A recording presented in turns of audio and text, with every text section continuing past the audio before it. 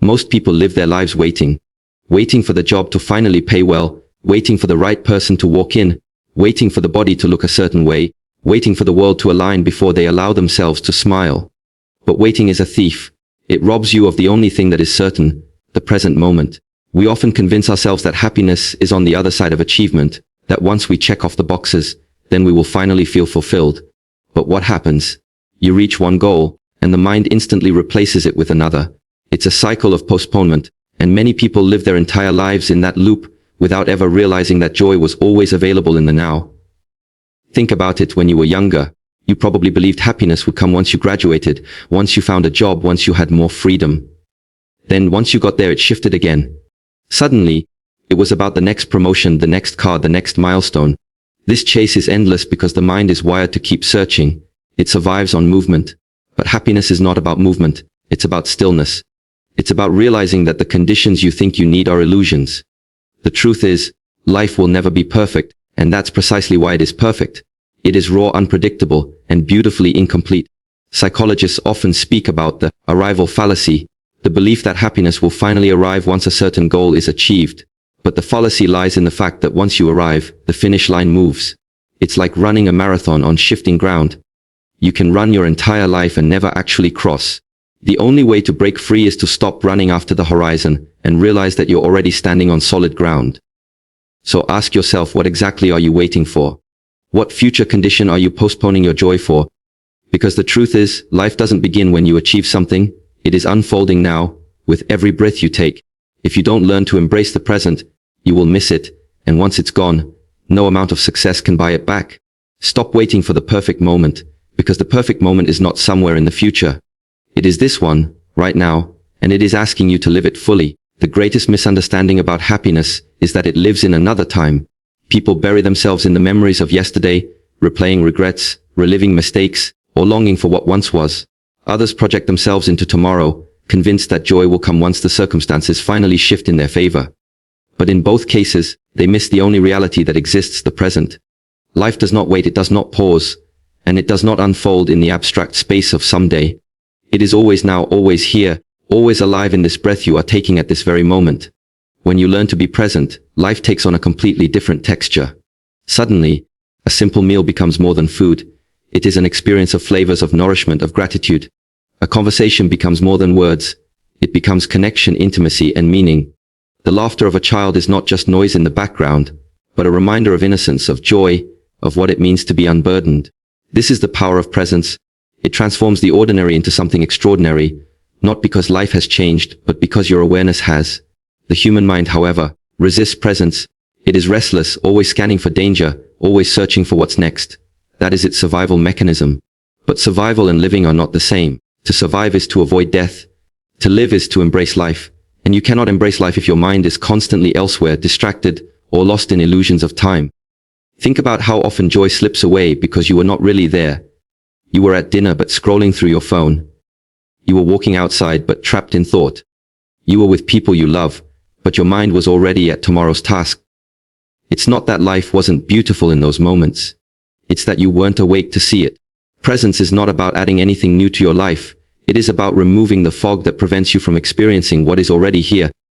The deepest truth is this: happiness is not hidden in the past you cannot change, or in the future you cannot predict. It is concealed in the simplicity of the present moment, waiting for you to notice. If you want to know where happiness lies, stop searching forward or backward. Look around. It has always been here, quietly waiting in the now. Gratitude is one of the most overlooked forms of wisdom. People assume it is a polite gesture, a simple thank you to life when something goes well. But gratitude is far more than that.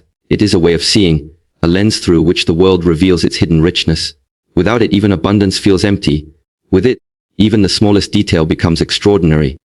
Gratitude is what transforms life from something you endure into something you cherish. The mind has a tendency to focus on what is missing. It notices the gap, the absence, the lack.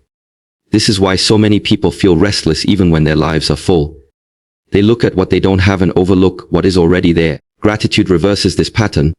It trains the mind to notice what is present, to recognize the quiet miracles woven into daily life.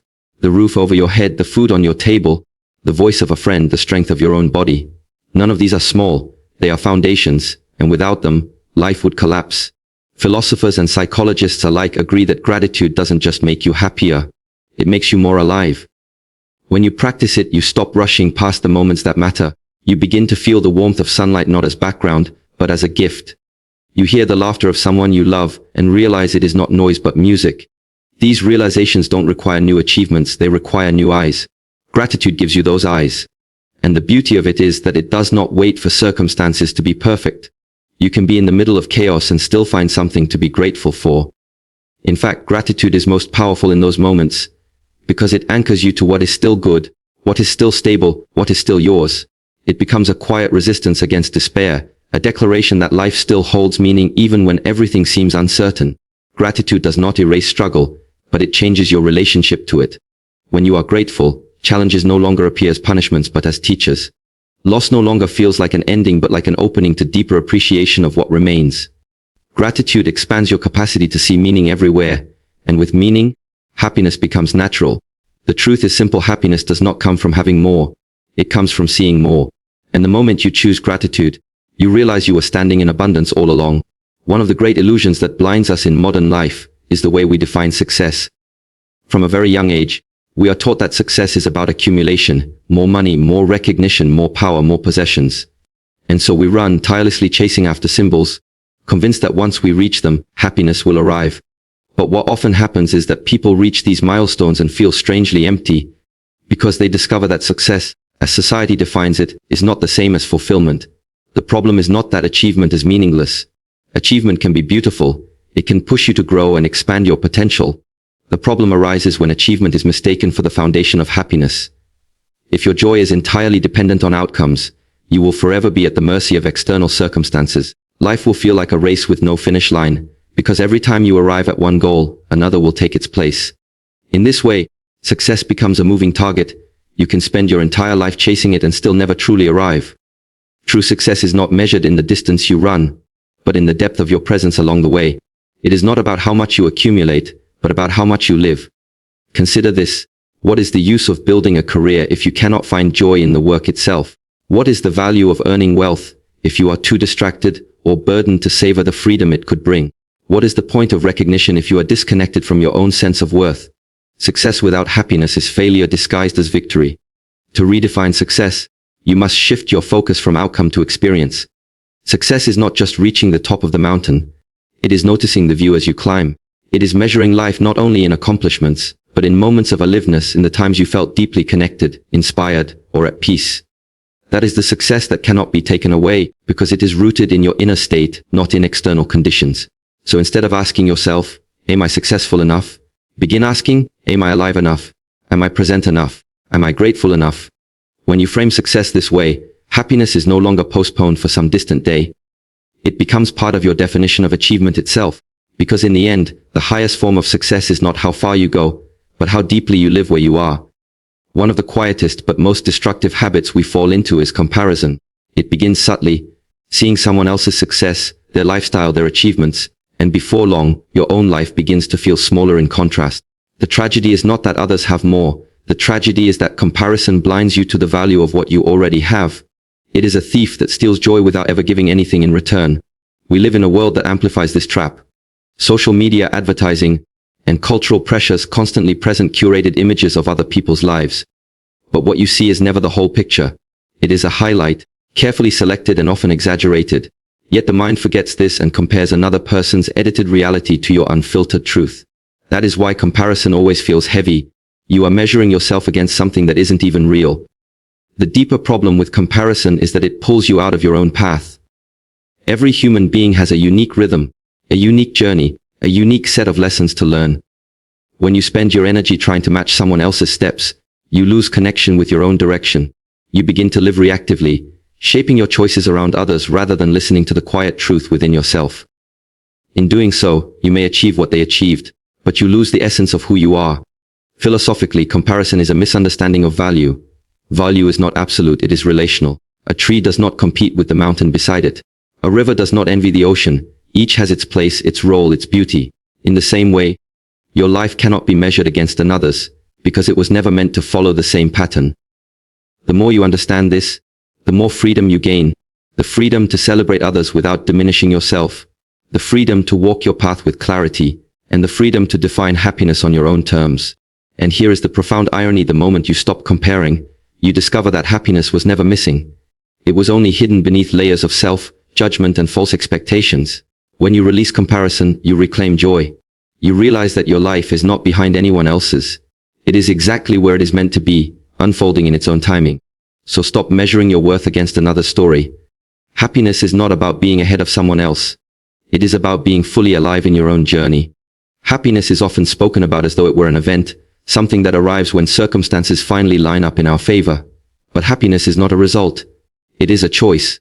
Every single morning, before the world touches you with its noise, before the demands and pressures of life begin to shape your emotions, you are given a decision. Will I live today in complaint, or will I live today in joy? That decision, simple as it seems, is what shapes the quality of your life far more than external conditions ever will. Many people wait for happiness to be delivered, as if it were a gift handed out by fortune. They tell themselves they will be happy once the problems fade, once the money grows, once love arrives. But life never works like that. There will always be new challenges, always uncertainties, always unfinished chapters. If you tie happiness to the absence of difficulty, you condemn yourself to live in constant delay. The truth is, happiness must be chosen even in the middle of imperfection. It is not the denial of hardship. It is the refusal to let hardship define your entire state of being. This is why the most resilient people are not those who have the easiest lives, but those who have trained themselves to choose joy despite the struggle. They do not wait for a problem-free existence. They create pockets of peace in the midst of chaos. They know that every day offers a chance to focus on what is here, what is good, what is worth celebrating. And over time, these choices accumulate, shaping a life that feels whole even when it is not flawless. The philosophy is simple, but profound. Happiness is not found, it is practiced. It is practiced when you pause to notice the morning light, when you laugh without restraint, when you savor a meal instead of rushing past it, when you speak kindly instead of critically. These small choices, repeated daily, form the fabric of a joyful life. Waiting for happiness makes you a prisoner of chance. Choosing it makes you free. So ask yourself, what will you choose today? Will you allow circumstances to dictate your inner state, or will you take ownership of your joy? Because the moment you understand that happiness is a daily choice, not a distant prize, you stop chasing life and start living it. Happiness is not tomorrow's promise.